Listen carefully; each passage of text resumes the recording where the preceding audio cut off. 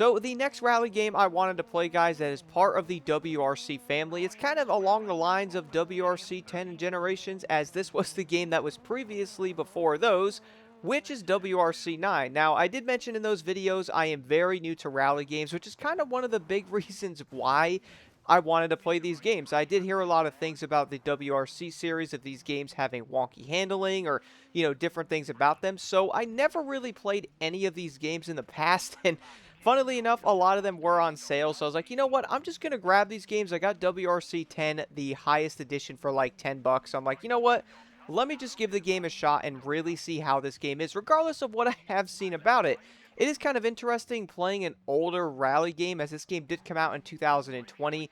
It was actually November for the newer gen consoles, if you're wondering, of 2020. So this game is coming up to 6 years old now, which is kind of insane. But even with it being a tad older, though, I'm like, you know what? Let's just jump into it and give the game a shot here, guys. One of the biggest things I noticed off the bat, I'm going to be real, is the damage model in this game is probably one of my favorite parts about it compared to WRC 10 and Generations.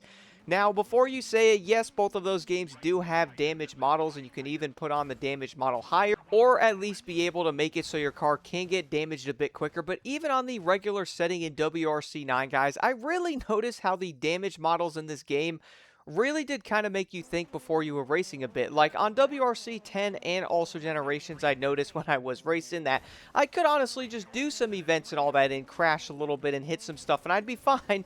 But in this game though, if you are wrecking your car and hitting stuff and all that, guys, you will instantly damage the vehicle a lot. And I do think the damage model in this game was probably one of my favorite parts about it. Your bumpers will be dangling off it, which again, I do understand some of the other games did this, but I did like the way WRC 9 did this for the time that when it came out back then. I do understand a lot of people probably might have turned it off or maybe had it higher and all that to make things a bit more realistic. But I found it kind of cool when I could run into like a wall, as you guys will see me in multiple clips of me purposely crashing in the background. And you'll notice that my engine bay, for one, or like the engine's super damaged, the turbo gets damaged. You'll also notice that something like the transmission will get damaged, the brakes, the suspension, the steering. Everything literally will get damaged if you run into stuff and crash into things, which will then make your car slower because it won't accelerate as good. Engine damage tends to do that, who would have thought. The turbo also makes the car slower, again, who would have thought. If the steering is damaged, the car might steer a little bit funky. You'll then also have less aerodynamics because of the damaged bodywork, which will then make you slower in acceleration. It was honestly really cool. I was very surprised with how in-depth this was, as I was not expecting it for this game to be older than those two and still have those type of designs in it. When I was purposely crashing and really trying to be careful when I was driving on purpose, because I realized when I was crashing the cars, I'm like, dang, so everything does get damaged on the vehicle a good amount, which will easily destroy your run. Like if you were on a 10-minute race and you got to the end of that rally, bro, and you happen to mess up and slide into a rock, you will damage your car, and then guess what? You'll then be slower. Or if you hit something hard enough, you basically destroy the car anyway. So, yeah, that wouldn't be good.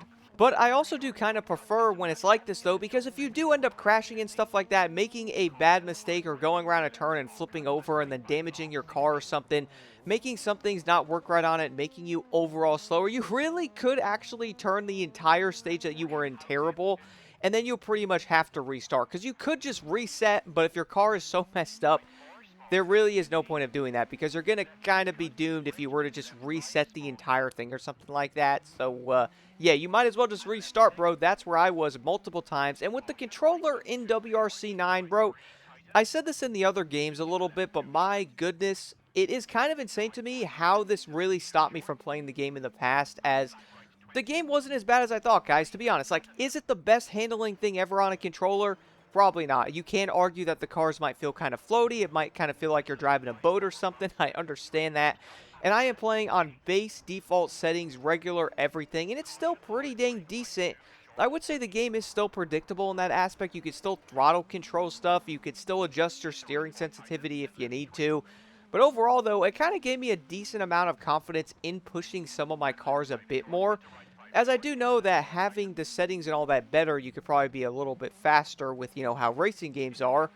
But I did notice in WRC, though, that was probably one of the biggest things that stopped players from actually being on this game, or any of these games, is how are they on a controller. I can tell you guys, a brand new player, even playing Generations 10 and now 9, It is way better than I initially thought, and I bet you most people would feel insanely similar if they tried them. So they were making these games one after another every year or so, or a little after a year or whatever. So yeah, the games will end up being similar to, you know how Forza is kind of similar. Each game is very similar in their design because it's the entire series and the thing they build upon each game. You know what I'm getting at? But either way, though, I did notice this game did a lot of things surprisingly better than I thought. I mean, for one, the nighttime driving, guys, was fantastic. I don't know what it is, bro, but I love going fast at nighttime in these games. It is so dang fun in WRC because, for one, it is super dark, so if your lights are not all that great or you actually have to use your lights to see where you are going, is so fun. I think the cockpit view is very entertaining on different maps and all that, whether it's the snow or in a desert or in the rain. The cockpit view does look pretty dang great in this game. I do enjoy it. And then also, surprisingly enough, the third-person view in this game is not as bad as I thought. I really can't use it that well in WRC 10 or even something like Generations.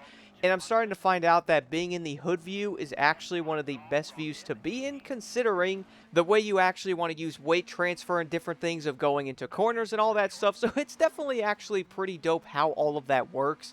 And you will end up noticing that probably the more you do end up playing. I do like the overall car design in this game. A lot of them are, we do know, the same type of vehicles. I don't know if there's hybrids in this. I don't think there is, because those came in Generations, so there's not those. But you do have the high-end Rally 1 cars that are very fast. I gotta say, KT definitely knows how to do a sense of speed great in these games, because every single one I have played so far, bro, they are all great in their sense of speed. I think the map designs are very good. I do like going on different tracks at nighttime, daytime, all types of different terrains, and different times of day and all kinds of weathers. I think it's super fun, bro. And with that, you will also crash a lot, as I was definitely crashing a lot in this game, as I kind of knew I would, only because of how the design of all of these games are. Like, you probably will crash a lot, man, when you are learning.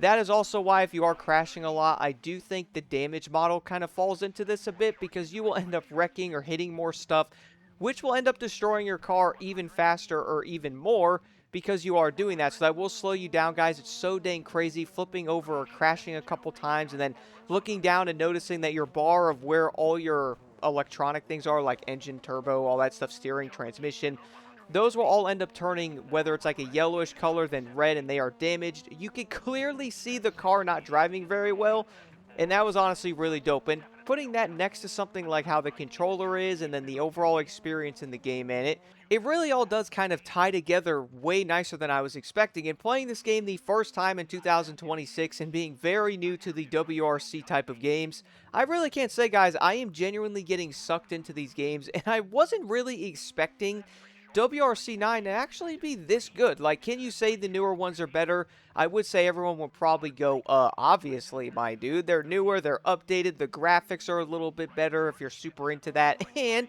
it is also the fact of the physics changing mildly with other areas of the game that probably improve the experience for basically everybody, which we all do know. I really do like, guys, driving on different roads and all that. The tire stuff in this game didn't matter as much as it did, at least I noticed, compared to Generations with all that stuff. I do like the tighter roads, the different areas. And speaking of that, though, I also wanted to mention the cars, once again, guys, similar to the newer WRCs. I think it is so dang dope the amount of historic cars you can use, whether that's like a Ford Escort, use something like the Lancia 037. Also, the Lancia Delta was turning into one of my favorite cars I have driven in this whole game. I really did love that thing. The way that it handles, the way that it sounded, bro. It was so fun. That thing felt glued to the road, where some of the other cars didn't really feel that great or that glued. It was kind of insane. Then you also have something like the Lancia Stratos, which that car will handle differently. With these being a rear-wheel drive compared to like a all-wheel drive, they actually drive differently, which is something I love. Then if you drive something like the historic cars and then jump into one of the higher rally cars, bro, it's really insane how the differences of them are. Like, you really can't see it. Like, the way the cars shift on the newer ones, how fast they are, the way they grip, the speed. It's honestly kind of wild. But also driving the historic cars give you that overall sense of history that, dang, so this is kind of where this started. then you could drive what the newer cars were. And then noticing how the newer cars really did just get better in technology and improve in different areas. And you can really feel that when you're using them. And I will say, playing Dirt Rally 2.0, guys, showed me that even more. Stay tuned for multiple videos on that game and EA Sports WRC as well. Definitely looking forward to jumping into those games more. But one thing I gotta say, though, about WRC 9 through Generations, I figured I'd throw this in there, is simply down to how the overall career mode works, and it's super similar in every game. I gotta say, it's okay of a design, but it's definitely not as good as what I was expecting and how everyone was like, man, the way KT does the overall career design is so much better than the other games. And honestly, after playing them, I don't really think they're all that, bro. I'm just being real. I don't think the career design in these games was all that cool. Like, it's okay, but I do think it could be way better than what it actually was. And I really noticed that so much playing Generations, then 10 and 9, on how every single game basically had a copy and pasted career design to it, which I really do think kind of needed a change, because doing all three of these games and playing them and then going through each one and noticing how insanely similar they were and in some of the other areas, it really did need some type of improvement, to be honest, especially seeing that. But overall, though, guys, I could keep yapping on about this. I do want to know your thoughts on this, whether it's racing in some of your favorite rally cars or racing through the desert in Kenya, then heading over to something like Spain, and then heading over to Japan, and then heading over to something like Croatia. There really is a lot of different areas to do, and it's so cool how you could drive different cars, and each of them will give you a different feeling, as some of the courses in this game were honestly pretty dang wild, man, with the rocks and different things you could hit, all the different roads, the tighter hairpin turns everywhere, then the big open areas, and then super tight hairpin turns on the road, then going onto the snow map at nighttime with a snowstorm, bro. It really is cool how they did kind of capture all of that in these games, and that is something I truly noticed, especially as a brand new player. I will say, guys, if you were on the fence about trying out this game, I would honestly recommend giving it a shot when it's on sale, as I do think there is still some fun to be had there. Even if you're on a controller, you would still most likely enjoy multiple different areas of it, regardless if even you have heard a lot of things about the controllers not being great, because to be honest, that even stopped me from playing a lot of these.